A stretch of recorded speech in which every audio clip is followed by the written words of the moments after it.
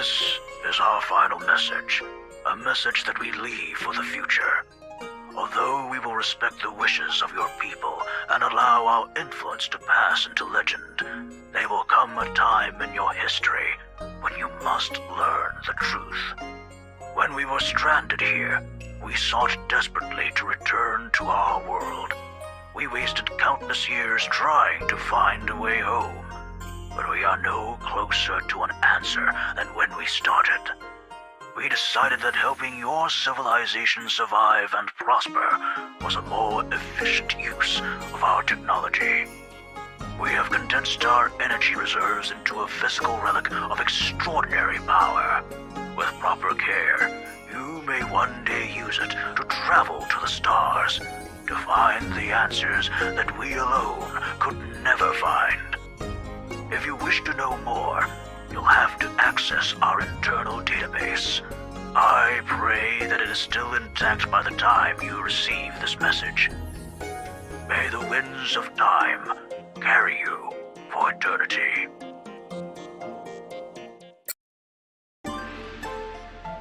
New entry, Cordelia, personal. Subject, Avaliste. After many years, the restoration of Bakunawa is almost complete. Just in time for the anniversary of our landing on this planet. Avaliste. Thinking about how far we've come makes me so proud to be an Earth Dragon. When we first crash-landed here, the natives didn't even have a name for this planet, much less the tools and technology to properly explore and utilize its resources. Now look at us. We have proper cities alight with modern conveniences, medicines, and technological advancements for all. We've even put those ocean dwellers to work on Bakunawa, lifting them out of their primitive tribal ways. Avaliste will be a grand celebration. End entry.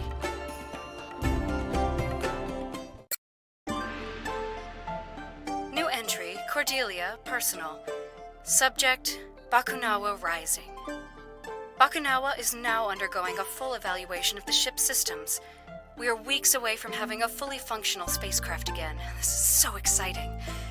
However, I'm sad to report that not everyone shares in that excitement. There have been rumblings of dissatisfaction from the laborers working on Bakunawa's restoration, complaining about long hours and dangerous conditions. I think it's just a bunch of backtalk from some people who've had it too good for too long. My maid Perlis agrees, and she's one of them. Fortunately, she's one of the good ones. Spirits know some of these ocean dwellers need to learn their place. End entry.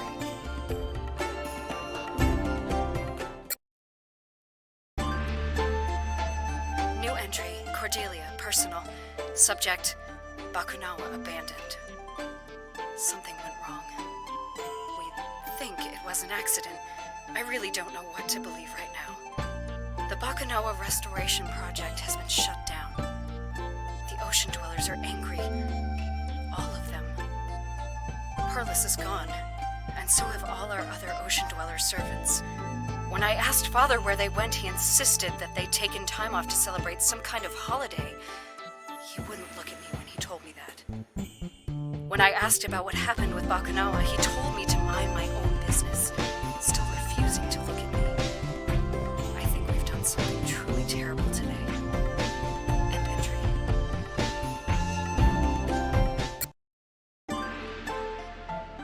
New entry, Cordelia, personal. Subject, ocean dweller rumors. There's been talk of some kind of new threat arising from the ocean dwellers. A champion of immeasurable power, biologically engineered for war. I don't know how substantial these rumors are, but given their current level of righteous descent, I wouldn't dismiss their ability to craft such a beast. Father is convinced that we've run out of options for dealing with these savages. If that's the case, then there isn't much time left. I have to act without his permission. I will leave the capital and head for Perusa to negotiate some kind of peace with the ocean dwellers. Surely they'll listen to reason. We're all living on this planet together, after all. End entry.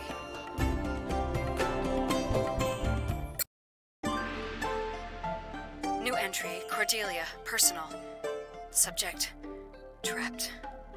My Ocean Dweller hosts have decided that, as the Magister's daughter, I would be more useful to them as a hostage. Marvelous. The nature of my imprisonment was discussed in a meeting between the Ocean Dweller's elders and I, by which I mean I was present while a bunch of old men talked about me as if I wasn't there.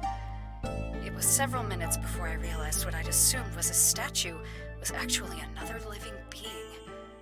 But I knew who it had to be. The Ocean Dweller's champion. She was tall, dark, imposing, and she was staring directly at me the entire time. It was unsettling. Oh, Cordelia, what have you gotten yourself into? End entry.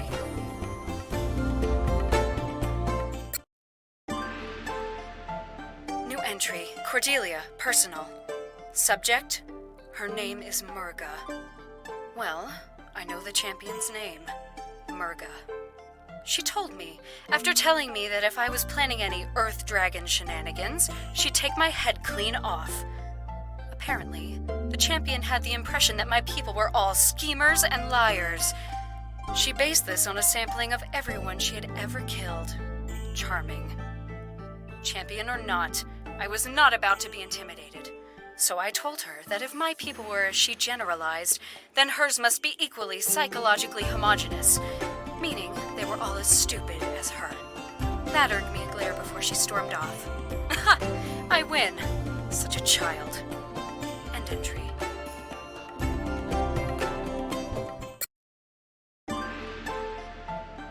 New entry, Cordelia, personal. Subject, attack of the Shopao hog. I decided to take a wander to the markets for some fresh Shopao for my favorite stall, and who should be there ahead of me? The champion, of course. Apparently, my favorite stall was hers too. And of course, she had to have it all. She needs all the energy she can get. Oh, but she can spare just one Shopao, so she picks one out of her bag and lays it on top of my head.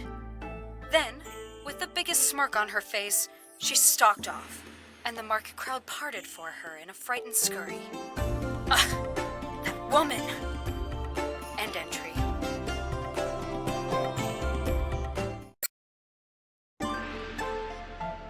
New entry, Cordelia, personal. Subject, no place for a hero. There was an attack by Earth Dragon forces on the beach today. The champion swooped in and simply destroyed the troops. It was ruthlessly efficient. Unfortunately, an Ocean Dweller child had been caught in the middle of the battle, and his cries summoned nearby adults, and they just stared. They saw the child in pain but refused to come any closer. The champion tried to comfort the child, but that only seemed to make his crying worse. Eventually, she left, and the adults rushed in. As the champion turned away, I could see the expressions of relief wash over their faces, and one of hurt flash over hers. End entry.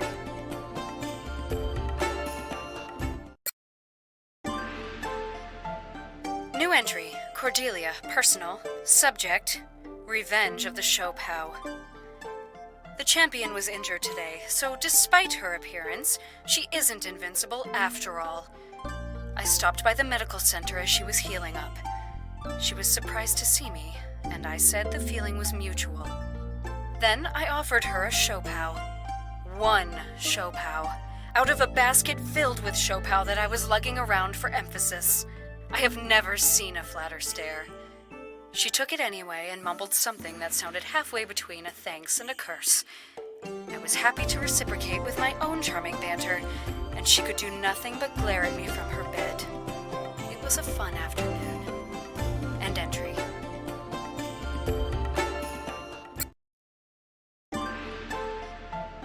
New entry, Cordelia, personal. Subject, flowers for Murga. Unexpectedly, the champion has an interest in flowers. I was wearing a small white flower with a delightful scent in my hair, when Murga identified it as a Sampaguita.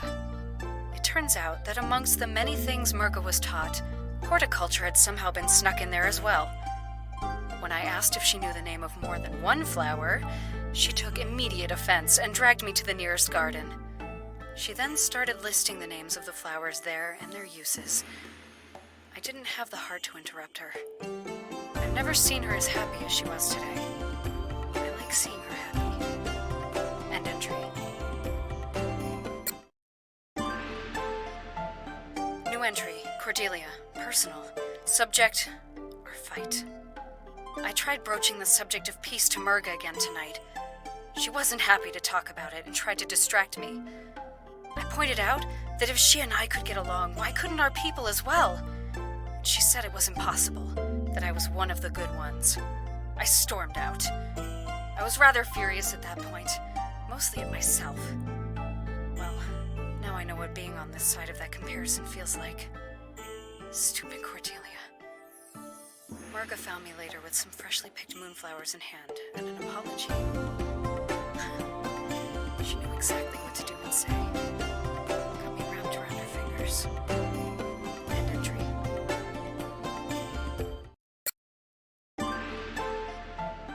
New entry, Cordelia, personal. Subject, a war of attrition. Murga got hurt again. She tried to hide it from me, act as if it were a scratch, but I can tell from the way she carries herself that moving about was more difficult than usual. I suggested relaxing on the beach and watching the sunset, and she agreed immediately. She knows I know. I can see she's tired. This war has taken its toll on all of us, but most especially on Murga. She can't keep going like this. I have to convince our leaders that this isn't the only way. End entry.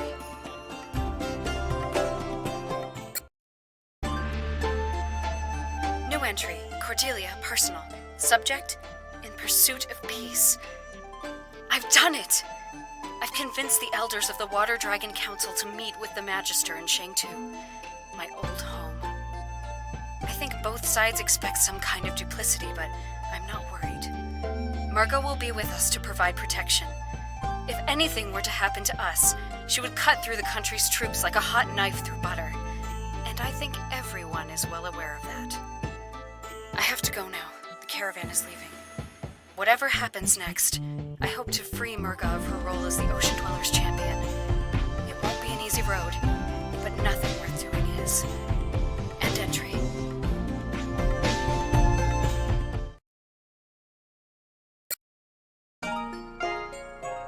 3 years have passed since the invasion that almost destroyed our world of Avalis.